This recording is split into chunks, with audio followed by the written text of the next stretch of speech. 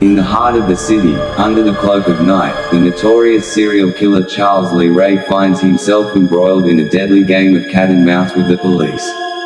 Bullets tear through the silence, their sharp retorts echoing off the grimy walls of the narrow alleyways.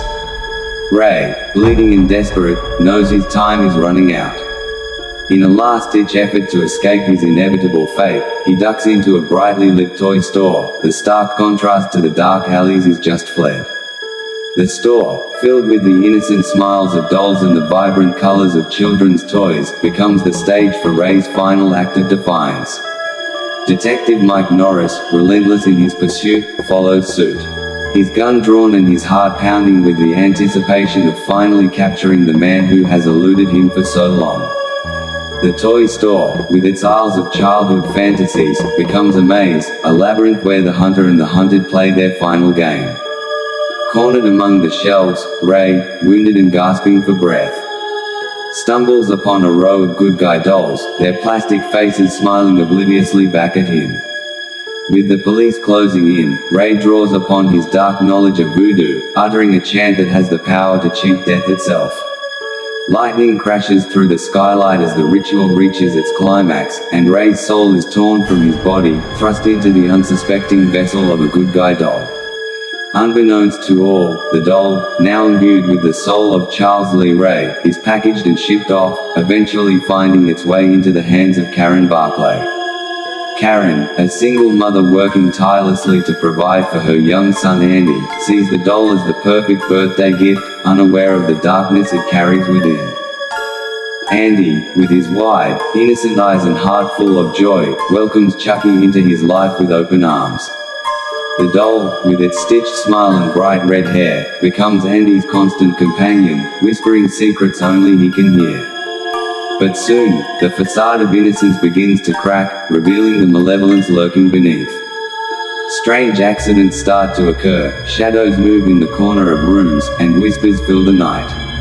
Andy, terrified, tries to explain that Chucky is alive, that he speaks, that he is responsible for the chaos unfolding around them. But his pleas are met with disbelief, his stories brushed off as the overactive imagination of a child. Detective Norris, haunted by the unsolved case and the toy store's inexplicable destruction that night, begins to notice a pattern in the chaos surrounding the Barclay household. Reluctantly, he starts to piece together the impossible truth. The dark magic that has allowed a killer to transcend death and seek vengeance from beyond the grave. As the body count rises, Karen, faced with the undeniable horror of her son's claims, is forced into a terrifying reality where dolls walk, talk, and kill. In a desperate bid to save her son, she confronts the monstrosity that Chucky has become, battling not just for Andy's soul but for her own sanity. The climax of this macabre tale unfolds in the very heart of the Barclay home, where love and terror collide. Chucky, with his plastic hands stained with blood, seeks to complete the ritual that will allow him to possess Andy's body, to live again, flesh and blood. But the bond between a mother and her child proves to be a formidable force, one that not even death can sever. In a final, heart-stopping confrontation, Karen, with the help of Detective Norris, manages to defeat Chucky, severing his head and burning his body, believing the nightmare to be over. But as the smoke clears and the dawn breaks, the horror of what they've experienced lingers, a chilling reminder of the evil that can hide in the most innocent of guises.